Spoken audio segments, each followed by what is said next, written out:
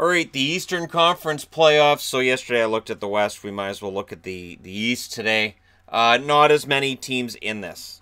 It's honestly it's not less interesting, but there are less teams involved. And I've gone as far up as I think that there might be a team that could be in having some issues, and only because I've seen people saying, "Well, Washington could miss." I don't think they can. They're at 67 points in 55 games right now. I don't think they can. And I know that it may feel like they've been having a rough time lately, but over their last couple of weeks, it hasn't been that bad. They lost 5-4 in overtime versus Florida. They lost 4-3, or they won 4-3 over Colorado before that. They won 3-2 over Vancouver, and they lost 1-0 to Boston. So over the last 7 days, they're 2-1-1. So I don't see Washington being in trouble, as they're still 5 points ahead of the miss line, and they've still got a game in hand on the closest team that's below the playoff line. And they're number 2 in the Metro ahead of the number 3 team, which is Columbus. Columbus, 54 games played, so they have 1 game in hand on Washington, and they're 2 points back of Washington, 65 points. They had an excellent week. They win at Vegas 4-3. They win at Arizona 4-2, and they won at Colorado, I should say, 6-3. So they're 3-0 on the week, and that'll keep you out of the line as well. But they're only 3 points up. The thing is, they have 2 games in hand. Now, next below Columbus is, of course, number 1 wild card Montreal. So Montreal and Boston keep exchanging this spot, and Toronto's not that far ahead. But they're far enough ahead that they aren't really in any danger. The only reason Montreal's on the board is because in the standings they're below Columbus, and if I didn't include them, the board would look weird. It'd be like, well, why isn't the first wild card there? Because they have 69 points. They're 7 points ahead of Carolina. I can't see them dropping out of a playoff spot. They lost 4-3 in overtime against Toronto in their most recent game. They beat Winnipeg 5-2. They beat Anaheim 4-1. They were 2-0-1 over the last 7 days.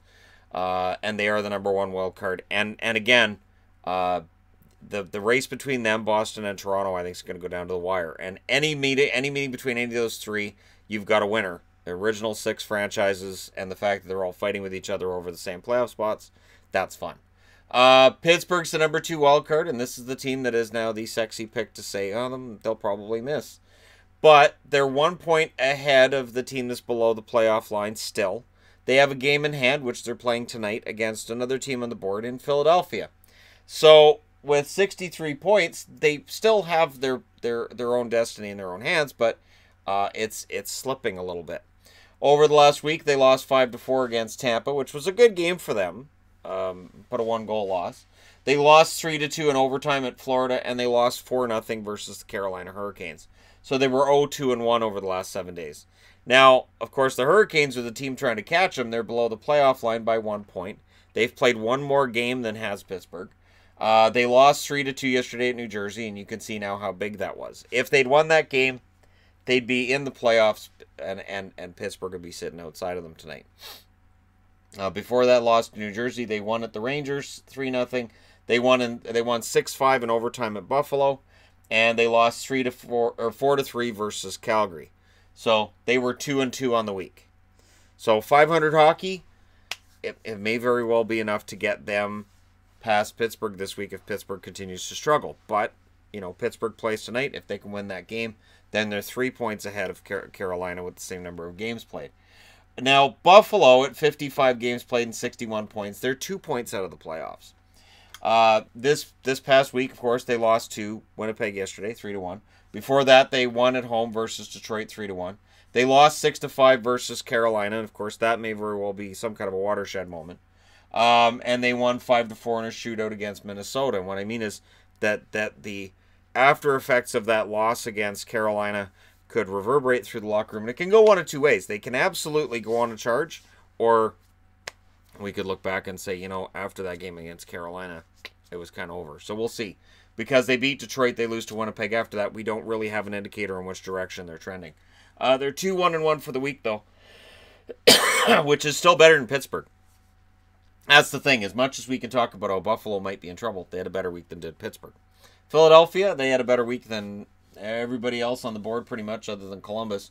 They have 57 points. The math is still a little dodgy for Pittsburgh, but they can make it better tonight with a regulation win over Pittsburgh. Philadelphia does not want to be winning this one in overtime, because then you're only gaining 1 point instead of 2. So this is we got to win this one in regulation game. They won 6-2 versus Anaheim, of course, which was just a disaster and led to some changes for the Ducks.